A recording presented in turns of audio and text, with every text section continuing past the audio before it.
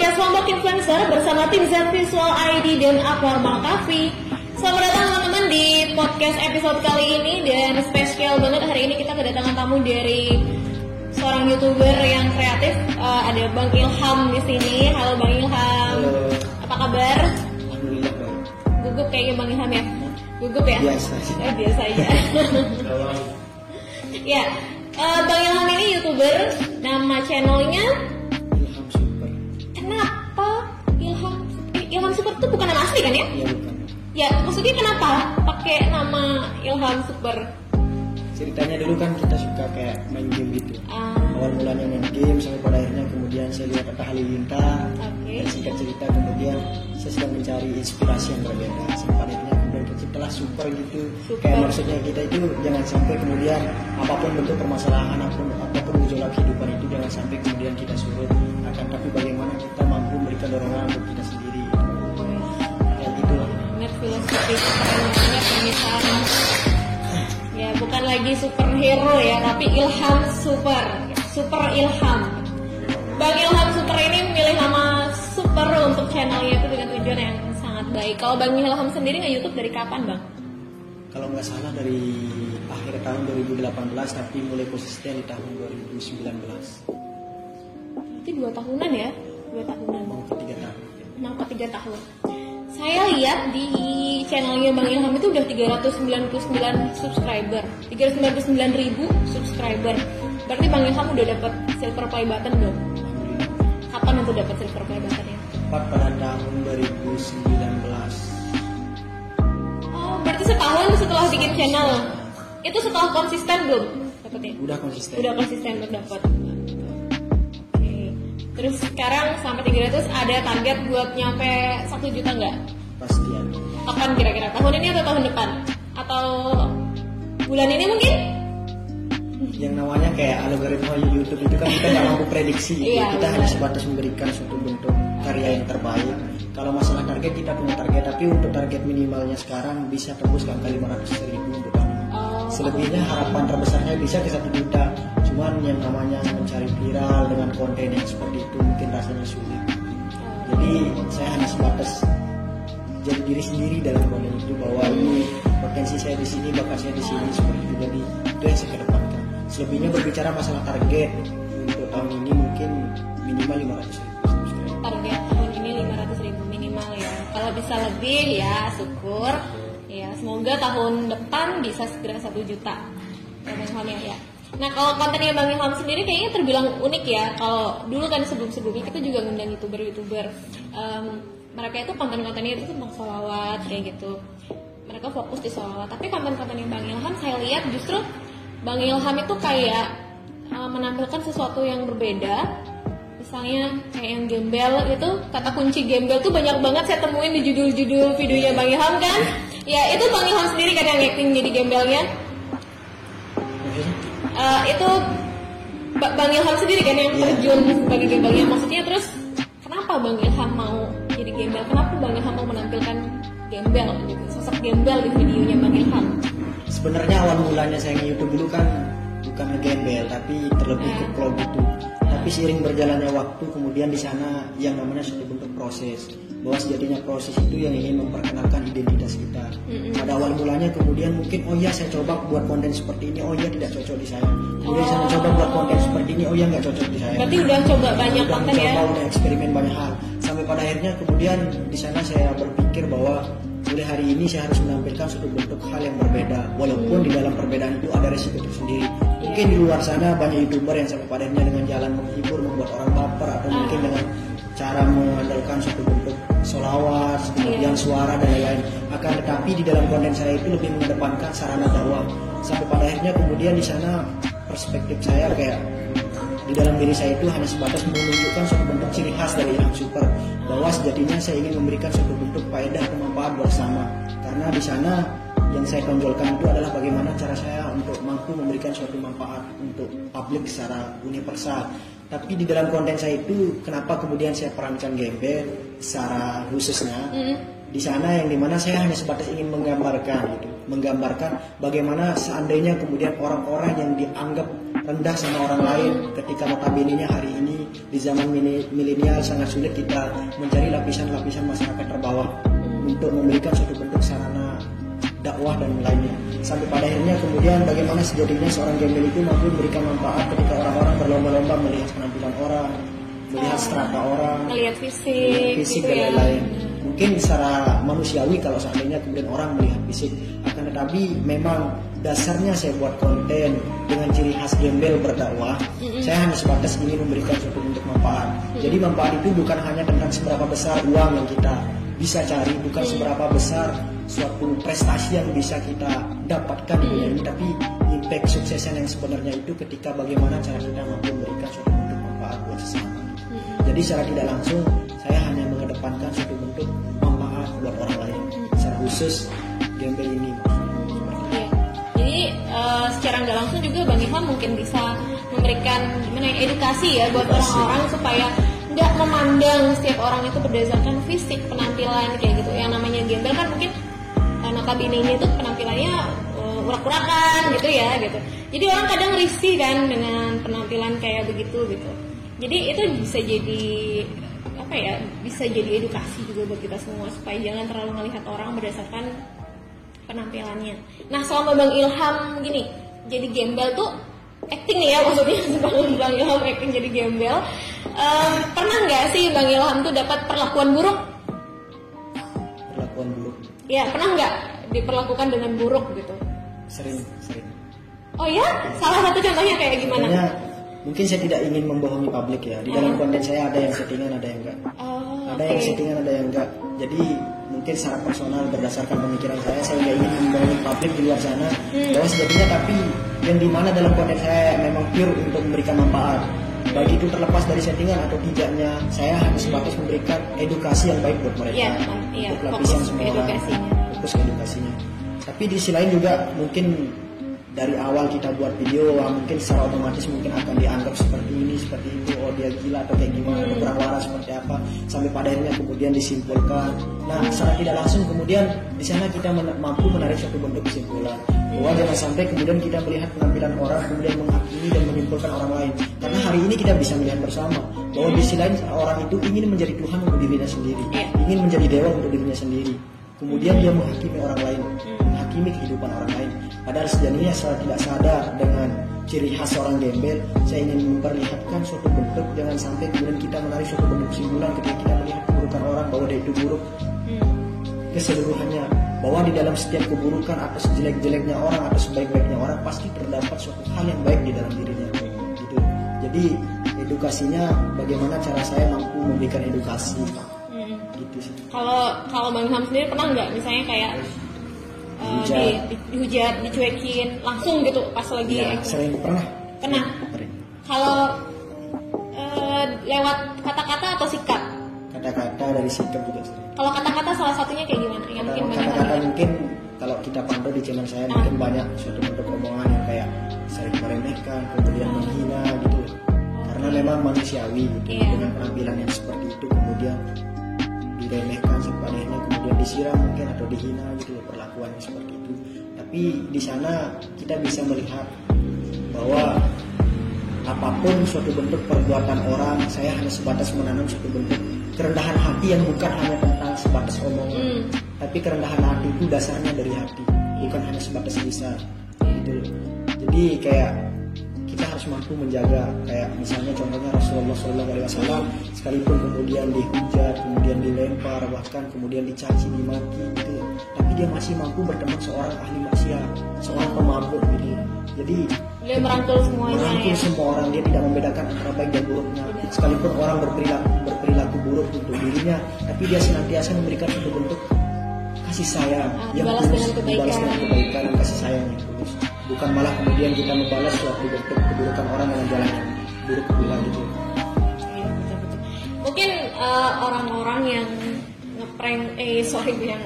yang di prank sama Bang Ilham mungkin bisa aja bereaksi gini ya, bereaksi keras atau mungkin bereaksi yang bisa dibilang nggak sopan, nggak layak.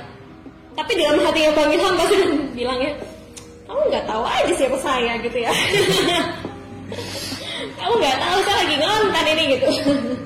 Oke, Bang Ilham kan ada beberapa konten ini yang salawat juga kan. Bang Ilham boleh saya minta salawat enggak? Bisa. Satu aja. Ya, boleh. Silakan. Oh, di sana. Di dekat ya? Los. Ini mungkin selawat kayak, bukan selawat sih, kayak syair gitu. Oke. Perjalanan seorang musafir. Safiran tajid iwadan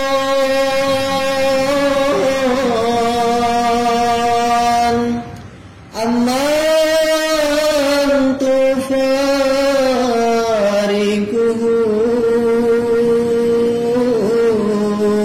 fasab fa'innal ladhi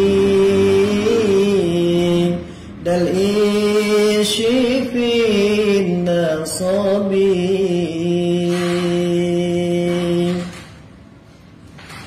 Maulaya salli wa sallim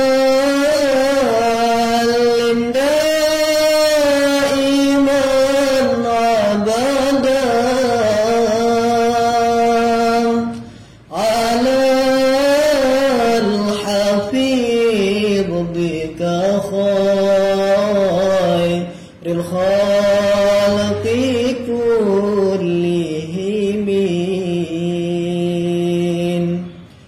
ya rabbi bil mustafa balligh maqasidana waghfir lana ma madan ya washi'al karami. Itu Bang Ilham belajar berapa lama sih buat bisa melantunkan itu sekeren itu? Kayak gimana ya, kayak dulu kan saya pernah pondok gitu. Oke, nggak heran anak-anak pondok pesantren. Pernah pondok cuman Berapa lama Bang pondoknya? 3 tahun 3 tahun.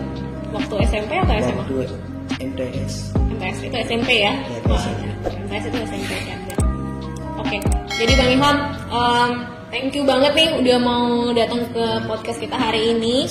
Dan saya benar-benar terinspirasi banget dari Bang Ilham yang berusaha nih mengajarkan ke orang-orang bahwa penampilan itu bukan satu-satunya penilaian untuk diri kita ya. Dan jangan sekali-kali menilai orang berdasarkan penampilan. Meskipun luarannya jelek, buruk, kita nggak tahu di dalam itu ada berlian apa yang disimpan kayak gitu. Bang Ilham mungkin ada pesan yang pengen disampaikan ke orang-orang di luar sana, ke pendukung-pendukungnya Bang Ilham, subscribernya Bang Ilham. Boleh, silakan. Jadi yang pertama, kita berada di gerbang akhir zaman. Semua orang berlomba-lomba untuk mencari eksistensi dan reputasi. Semua orang di luar sana mencari perhatian dan pengakuan orang lain. Kemudian saya memunculkan suatu bentuk edukasi bahwa sejatinya ketika kita melihat suatu bentuk keburukan orang, ketika kita melihat suatu bentuk kemaksiatan orang, jangan sampai kemudian kita menghakimi kehidupan orang lain dan menjadi hakim buat mereka. Karena kelak kita akan sama-sama menjadi terdakwa di yaumul hisab. Jadi yang akan menentukan surga dan neraka, baik dan buruknya manusia suatu hari nanti hanyalah Allah SWT. Oke, benar banget. Jangan sekali-kali kita menghakimi orang lain ya gitu. Karena satu-satunya yang berhak menilai kita benar atau salah itu hanya Tuhan. Kayak gitu. Oh ya, gue ngomong Bang Ilham umurnya berapa sekarang? Gua mau ke 23, tapi 22 sekarang. 22, OTW 23 ya. Udah banget 22 tahun udah sekeren ini. Hayo kalian di luar sana yang 22 tahun atau menjelang 22 tahun, yuk sama-sama belajar mengembangkan diri, membangun kesadaran seperti yang Bang Ilham bilang tadi. Jangan menilai orang lain, jangan sibuk menjudge orang lain, tapi langkah baiknya kita yang memperbaiki diri sendiri gitu Bang Ilham ya gitu. Jadi kita yang berusaha menjadi sebaik-baiknya manusia kayak gitu. Oke Bang Ilham, sampai ketemu lagi di lain kesempatan dan saya berharap bisa ngundang Bang Ilham lagi nanti kalau Bang Ilham dapat 500.000 subscriber atau 1 juta subscriber. Amin. Bang Ilham mau janji gak sama saya? Ya, Mau janji ya? Iya, oke benar. Oke teman-teman, makasih banyak udah nantengin podcast Lombok Influencer. Oh ya, jangan lupa setelah ini jangan di skip dulu karena kita masih ada beberapa hal istimewa yang mau disampaikan di belakang. Intinya makasih udah mau nonton podcast Lombok Influencer bersama tim Z Visual ID dan Abnormal Cafe. Dan spesial pada episode kali ini kita disponsori oleh dan spesial pada episode kali ini kita disponsori oleh kaldu jamur dan tepung jamur dari Mushroom Mandalika. Kalian boleh cek langsung IG-nya yang dinaungi oleh Islamic Relief. See you next time guys.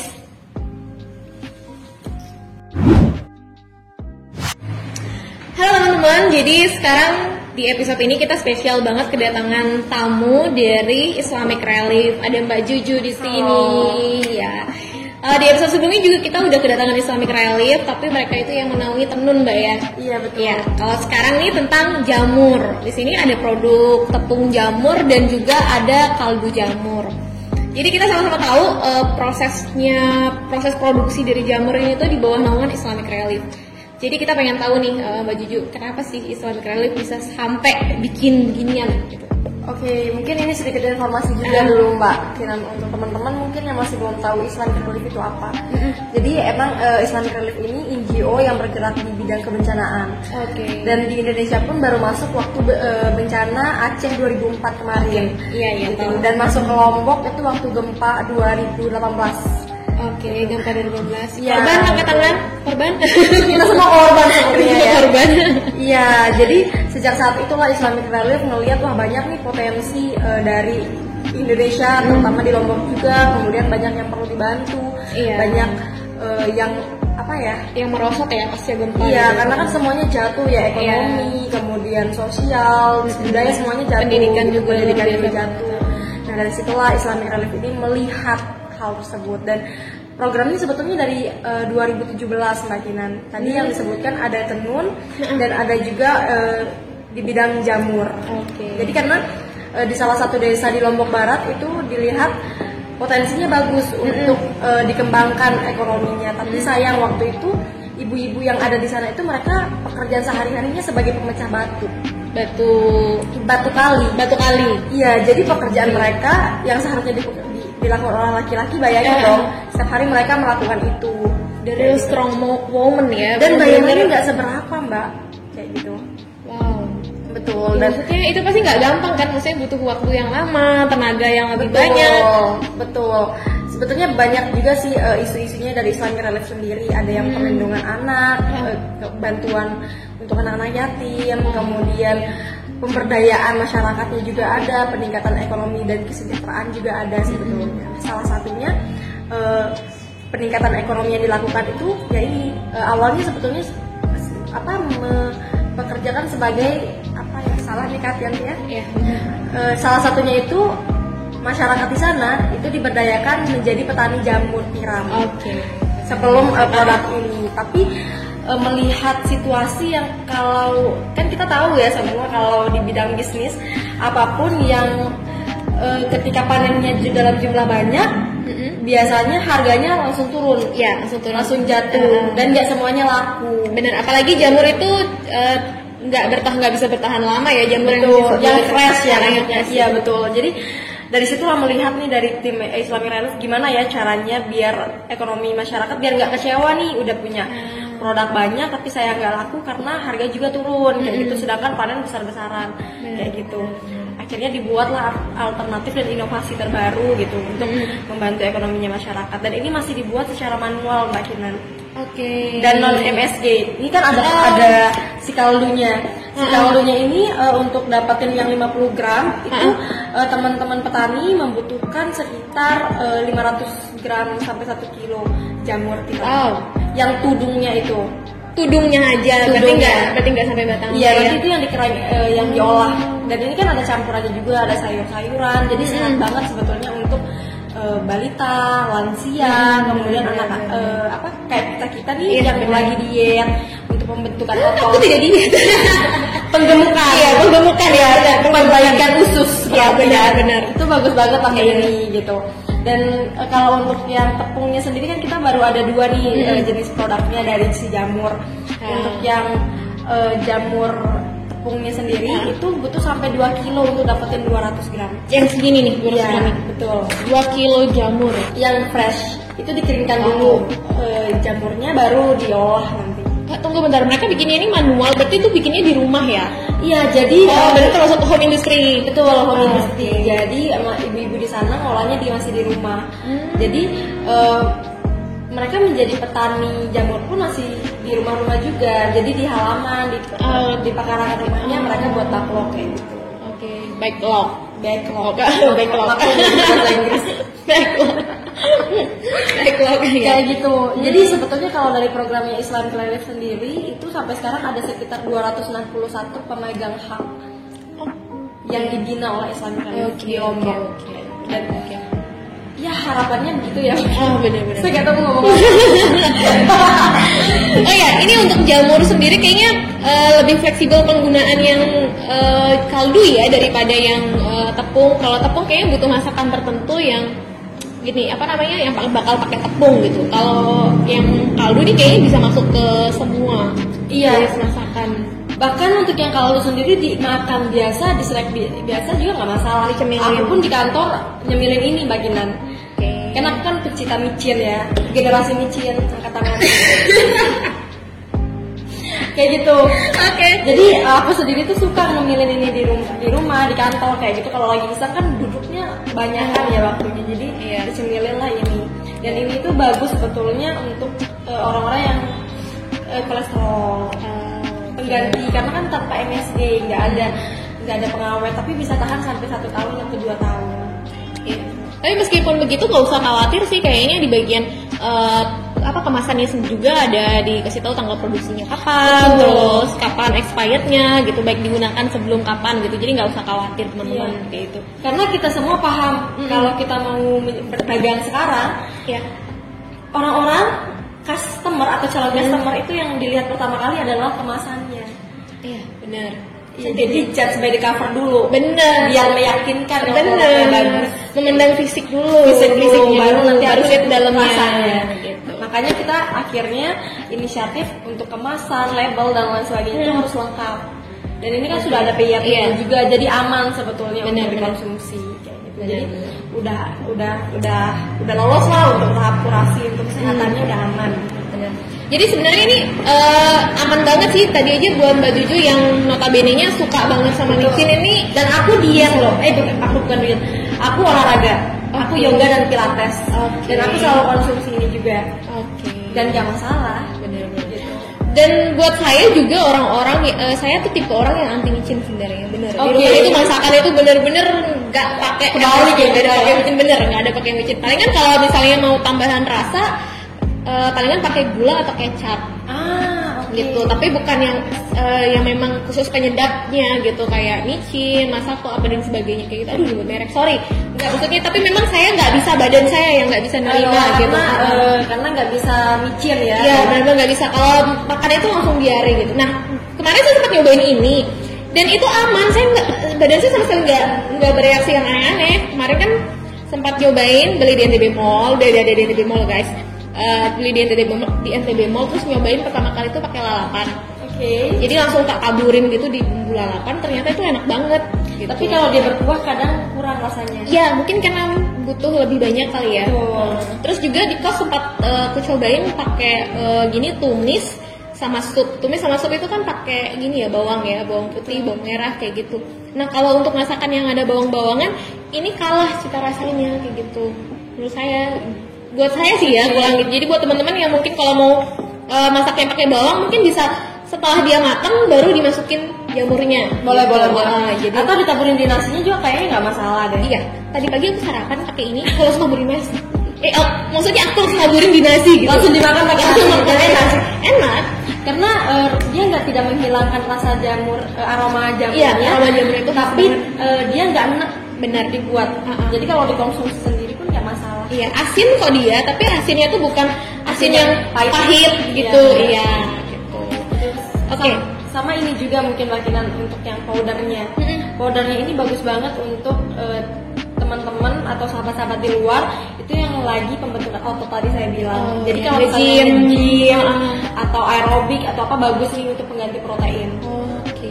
Siapa tahu nanti kan biasanya Iya, kalau orang-orang benar. konsumsi susu kayak gitu tuh kita Iya. Indonesia lokal biasanya langsung diare. Nggak semuanya bisa minum susu. Saya pun nggak bisa minum susu. Betul. Nah ini alternatif untuk pengganti Lokal protein. menurut saya jadi Micin nggak bisa, susu juga nggak bisa. bisa. Jadi yang kayak begini ini cocok gitu lah. Oke. Oh ya. Cobain aja Mbak. Ini bisa kok dimakan pakai beraneka ragam makanan. Oke. Yang penting jangan dimasukin ke minuman, ntar aneh minumannya. Masakan, saya nggak makanan ya. Coba ya. Makanan ya, makanan gitu, bukan minuman. Oh ya, kemarin ini saya bukan belinya di NTB Mall nih. Apa cuma ada di NTB Mall aja? Soalnya lumayan loh jarak dari kosnya ke NTB Mall lumayan jauh. Maksudnya pengen tahu siapa tahu ada tempat yang jual tapi lebih deket gitu. Ya ini pertanyaannya menarik. Sebetulnya kalau untuk powder dan juga tepungnya itu udah ada di berbagai outlet sebetulnya di Mataram. Ada di Niaga, di Jemar, terus di Haifa Ampenan kayak gitu, terus di NTB Mall juga ada. Oke. Sama kita kan ada Instagramnya juga, jadi kita penjualannya digital. Oke, apa nama Instagramnya? Mushroom Mandalika. Mushroom Mandalika. Jadi nanti bisa dicek di situ, nanti ada nomor admin juga, bisa dihubungin untuk pemesanannya. Kayak gitu. Berarti boleh beli langsung lewat adminnya ya? Bisa banget. Ada perbedaan harga nggak beli di admin atau beli di supermarket? Yang membuat yang membedakan ya Mbak Yakinan, kalau jumlah pembeliannya lebih banyak. Jadi kita ada harga reseller juga, minimal belanja berapa, nanti kita dapat kasih potongan untuk harga reseller. Karena kita juga kan ini lagi merintis sebetulnya, dan kita butuh reseller juga nih untuk bantu jualin. Misal kalau Mbak Kinan dan tim juga mau jualin bisa banget. Saya sih mungkin bakal beli banyak, tapi buat stok pribadi. Boleh banget. Ditunggu, nanti saya kasih harga resellernya. Kalau Oke, siap stok pribadi. Karena ini ya buat orang-orang yang nggak terlalu suka micin dan butuh tambahan cita rasa di masakan itu, ini bisa banget membantu kayak gitu. Terus Betul. rasa asinnya itu pun bukan rasa asin yang bikin enak gitu, tetap terkontrol kok rasa asinnya gitu. Dan satu lagi rekomendasinya, kalau mau pakai usahakan pakainya di makanan yang udah matang gitu, jangan pas masih di atas kompor. Iya. Khawatirnya menguap ya. Betul. Kemarin aja aku waktu buat spaghetti sama teman-teman itu, aku pakai ini setelah dia matang. Jadi begitu kan masih agak panas tuh. Wait, spaghetti dipakai ini? Iya, dan enak loh. Pakai salad. Misalnya kalau suka salad sayur ya Mbak, kalau bukan suka salad sayur bisa dipakai ini juga. Oke. Karena dia mengganti ini loh, apa sih seasoningnya itu. Kan mahal ya. Iya. Oke. Kayaknya nggak seru nih kalau kita cuma sekedar ngobrolin aja. Ini Biar bagus ini percaya begini. juga. Iya, biar percaya nih aku mau cobain langsung. Meskipun sebenarnya pesan mie goreng di abnormal. Biasanya mie gorengnya di abnormal tuh pakai mangkok, tapi saya request hari ini tuh harus pakai piring biar kelihatan. Cara bukanya digeser Mbak. Oh, iya. Ini Digeser ada- lagi biar kecil-kecil. lubangnya ada macam-macam ya. Iya, jadi ada beraneka ragam tergantung ukuran ya. Iya, berbagai macam lubang ada di sini. Jadi jangan khawatir nggak akan kebanyakan jangan khawatir bakal kebanyakan. Betul. Ini banyak-banyak juga nggak masalah sebetulnya. Ini aman buat anak kecil juga kan? Aman, jadi untuk bumil, ibu-ibu yang lagi menyusui, untuk ini sebetulnya juga alternatif buat anak-anak yang lagi belajar makan nasi. Kayak gitu. Jadi tinggal dicampurin ini aja sama sayuran yang di blend, itu bisa langsung mereka konsumsi. Biar gurih untuk makanannya.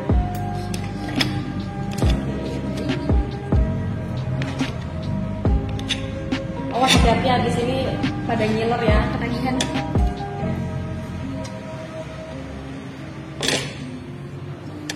Enggak, bukan. Telurnya belum tak isi. Maksudnya telurnya belum tak tambahin jamur.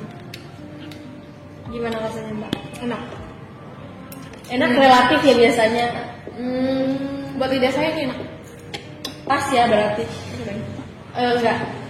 Lanjut dulu. Ntar takutnya ntar Kalau saya kan udah sering makan. Kalau saya kan udah sering makan jadi Mbak Kinan aja nih biar. Oke. Kalau saya pasti bilang bakal lebih enak banget rasanya nendang banget gitu. Dia yang punya ya. Oke teman-teman, ini dia produk jamur. Dari jamur ada kaldu. Kalau ada jamur sama Pengen nambah terus. Amankan dulu. amankan dulu. Aku makan di belakang, astaga. Ada kaldu jamur dan ada tepung. Jadi buat teman-teman yang mau bikin kue atau beberapa masakan yang membutuhkan tepung, Dikukus juga enak kok Mbak. Oh ya? Misalnya kalau nggak punya oven atau microwave di rumah, bisa dikukus. Oke. Dan enak banget. Silakan coba berkreasi menggunakan tepung jamur. Jamin rasanya nggak akan mengecewakan kok. Betul. Terus untuk kaldunya sendiri ini wajib punya sih menurut saya. Karena ya itu buat orang-orang yang nggak bisa makan micin kayak saya dan butuh cita rasa yang berbeda di masakannya, ini membantu banget. Atau buat orang-orang yang memang lagi pengen mengurangi micin, apalagi ini aman buat anak-anak ya. Betul. Nah, kayak gitu. Terus jangan lupa follow IG-nya Mas Roman Delika. Nah, di sana ntar ada giveaway. Betul. Jadi mungkin alternatif juga mungkin untuk teman-teman di luar yang pengen cobain, kita mau kasih gratisan. Iya. Jadi kita mau ngadain giveaway nanti untuk beberapa puluh pieces. Beberapa pages. Oke, nanti dipantengin aja di IG-nya Mas Roman Delika. Kalian boleh follow dan langsung ikutin terus kabar-kabar terbaru. Ntar giveaway-nya, rules-nya, aturannya semuanya nanti akan dijelaskan di situ. Betul. Oke. Dan gimana nih Baju? Ada yang pesen? Apa ya? Ntar Kat yang bagian ini. Ya nanti kita cari. Apa lagi yang belum ya? Udah nyampe semua? Udah sih kayaknya. Cuman mungkin bagian ini sih. Ngelet. Apa ya? Harapannya. Oke. Oke Mbak Juju, terakhir nih. Oke, harapannya Mbak Juju nih sebagai perwakilan dari Islamic Relief buat produk jamur ini ke depannya gimana? Kalau kita sih jujur, goals kita atau keinginan kita pertama adalah yang pertama itu untuk peningkatan finansial masyarakat di sana. Oke. Peningkatan finansialnya bisa secara ekonomi, kemudian juga masyarakat di sana bisa menjadi berdaya dan punya self finansial. Jadi mereka secara tidak langsung itu dapat memperbaiki diri mereka sendiri dan juga lingkungan mereka. Karena di sana kan punya habit yang kadang negatif ya gitu. Oke. Jadi kita pengennya dengan adanya kegiatan dan program ini masyarakat jadi sadar gitu bahwa mereka juga penting dan harus berdaya. Oke, salah satu cara memberdayakan masyarakat adalah yaitu nggak perlu menggeser mereka jauh-jauh dari tempat tinggalnya, mereka tetap bisa tinggal di tempatnya, dan mereka berkreasi dari situ. Salah satu kreasinya ini gitu. Keren loh ibu-ibu bukan dari wilayah perkotaan loh ini yang produksi ini. Ini desa dan tempuhnya itu jauh banget. Gak masalahnya karena kita juga kan melakukan transfer knowledge juga, jadi ada training, ada pelatihan dan lain sebagainya untuk membantu masyarakat di situ. Karena nggak cukup dari skill aja Mbak, karena knowledge mereka juga harus dirubah, harus diperbaiki, harus diperlihatkan juga dunia luas banget. Gitu. Oke, karena gimana pun juga produk-produk mereka ini akan masuk ke pasar luar yang jadi mereka tuh harus ngebangun kepercayaan gitu. Betul. Ya, dengan cara ya mereka harus belajar, mereka harus tahu gimana cara mengelola produk mereka supaya aman dikonsumsi kayak gitu. Jangan sampai nanti ada komplain, wah ini produknya begini ya. Gitu. Dan ini juga sebetulnya bagus untuk teman-teman yang vegetarian. Oke, yang vegan. Angkat tangan, angkat tangan. Kita semua berubah langsung jadi vegan ya. Enggak, aku makan daging. Kalau masih minum susu berarti masih bukan vegan gitu. Jadi, tapi ini bagus banget lah untuk pengganti anak-anak yang mau hidup sehat, yang punya penyakit, terutama apalagi lansia kan sekarang makin banyak, entah itu hipertensi, kolesterol dan lain sebagainya. Ini bagus banget untuk gantiin itu. Tapi tetap bisa konsumsi micin jadinya kan. Tapi micinnya dalam bentuk yang herbal kayak begini gitu. Iya, yang organik lah kayak gitu. Oh ya, mungkin ada pertanyaan dari teman-teman, kenapa sih dia bisa bertahan lama padahal itu kan penyedap gitu, nggak mungkin nggak ada pengawet gitu. Kalau menurut saya sih mungkin karena dia kering Mbak Juju ya. Kering dan cara pengolahannya bersih. Ya, benar. Ya, kering itu yang keringnya itu yang bikin dia awet. Kita semua tahu ya, sesuatu yang kering, makanan yang kering banget tuh biasanya awet, atau yang dingin banget yang dibekukan itu biasanya yang awet. Betul. Ini kering kok tuh lihat. Iya, kalau di suhu ruangan kayak gini itu bisa bertahan sampai 1 tahun. Tapi kalau misalnya di suhu kulkas atau pendingin itu mungkin bisa lebih lama dari 1 tahun. Karena kan pemakaian micin kalau ibu biasanya nggak banyak ya. Tapi kayaknya kalau saya 1 botol gini di kantor tuh 1 minggu habis. Karena kan dicemilin biasa. Jadi makanan pokoknya dia. Betul. Apalagi sudah kita yang suka ngemil sedikit-sedikit tuang, beli batagor tuang, beli kentang goreng tuang, kayak gitu. Jadi ya habis. Oke, itu dia teman-teman bincang-bincang kita sama Mbak Juju dari Islamic Relief. Dan semoga produk ini, tepung jamur dan kaldu jamur yang udah di launching bisa sukses dan bisa bermanfaat buat banyak orang. Dan teman-teman yang mau mulai bisnis juga boleh banget ini jadi resellernya kaldu dan tepung jamur gitu. Langsung kontak aja ke Mas Mandalika Mushroom. Mandalika Mushroom maksudnya, Mandalika Mushroom. Terima kasih teman-teman, terima kasih juga buat kalian semua yang selalu nontonin podcast Lombok Influencer bersama tim Z Visual ID dan Abnarwal Cafe. Dan spesial thanks buat Islamic Relief yang hari ini udah gabung bareng kita. See you next time.